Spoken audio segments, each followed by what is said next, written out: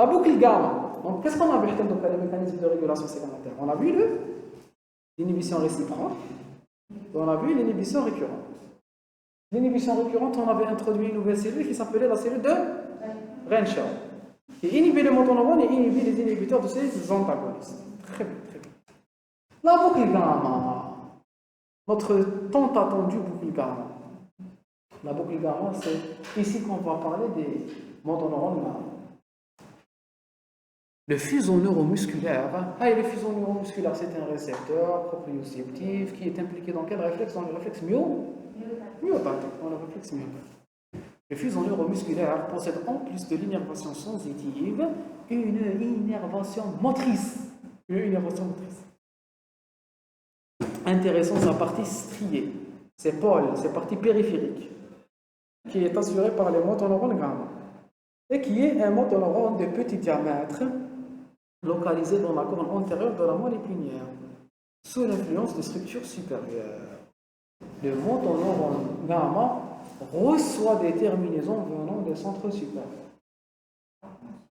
Donc là, on sort un peu de l'activité réflexe elle-même, qui ne dépend que de la moelle épinière. Le motoneurone gamma possède plutôt une activité dynamique et une activité statique. L'influx nerveux qui chemine le long de son axone va induire une contraction des fibres musculaires intrafusales.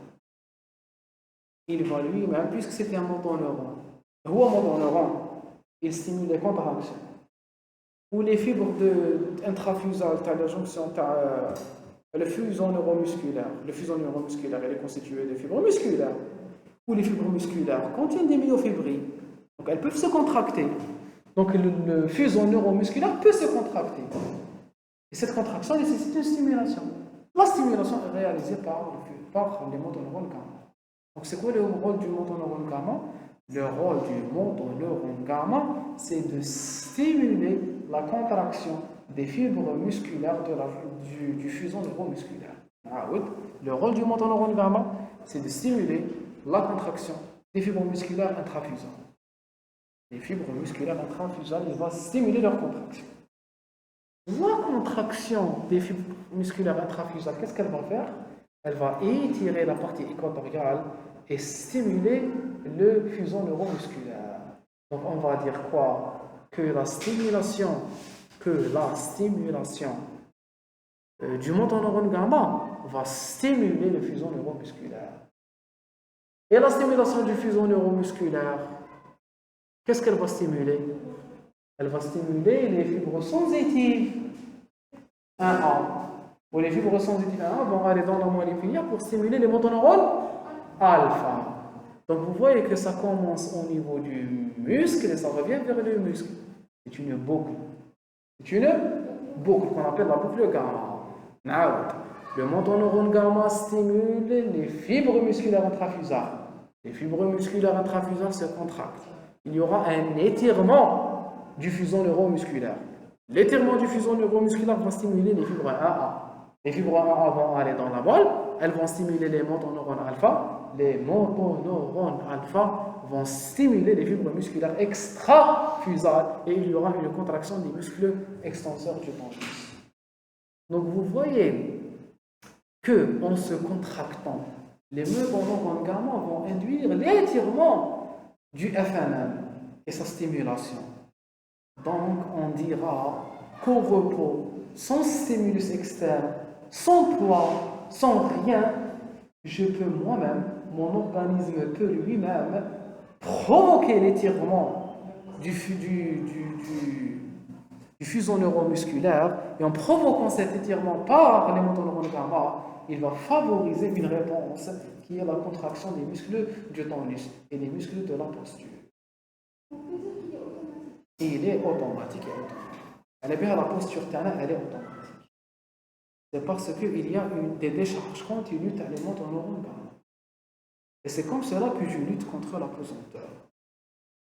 Elle est bien l'organisme terne, il est conscient de son poids. D'accord? La contraction des fibres intrafusales induit un étirement de la partie centrale du fuseau, ce qui provoque une excitation des terminaisons annulospirales des fibres sensitives primaires. 1A et secondaire 2 du FNM. Voilà, voyez la boucle. Donc, stimulation des fibres 1A. Pardon, on commence par le motoneurone gamma, c'est mieux. Donc, stimulation du motoneurone gamma, décharge, et donc il y aura un étirement. Un étirement, il va stimuler les fibres 1A. Les fibres 1A vont induire un message sensitif. Le message sensitif va arriver au niveau du motoneurone alpha, il va le stimuler. Et la stimulation du motoneurone alpha va créer une contraction des muscles extrafusaux.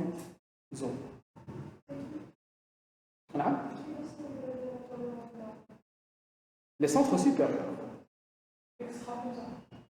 Centre nerveux. Alpha, extrafusal, oui.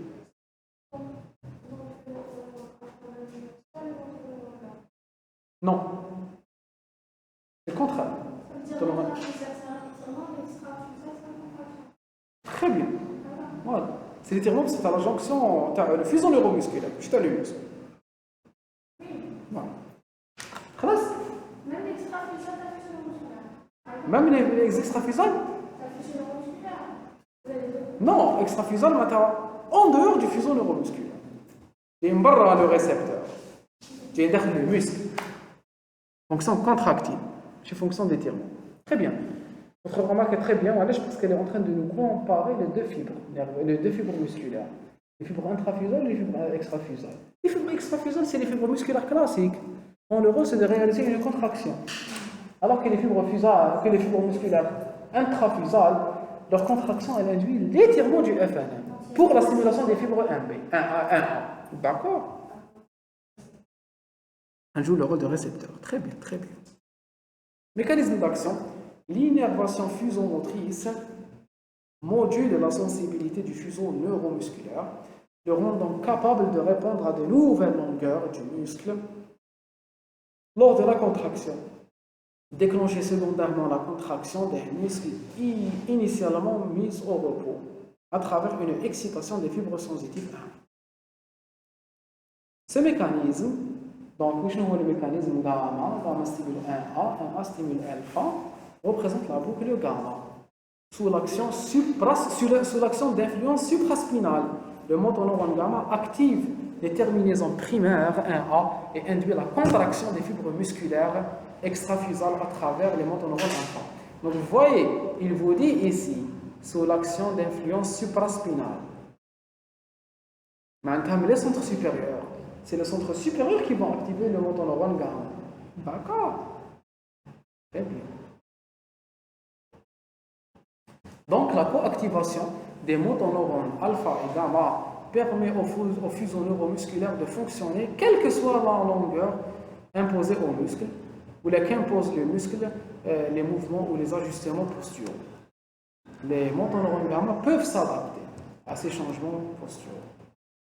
Voilà, on a terminé avec la boucle gamma. On va voir le dernier contrôle. Non, l'avant-dernier. On avait dit qu'il y en avait 5.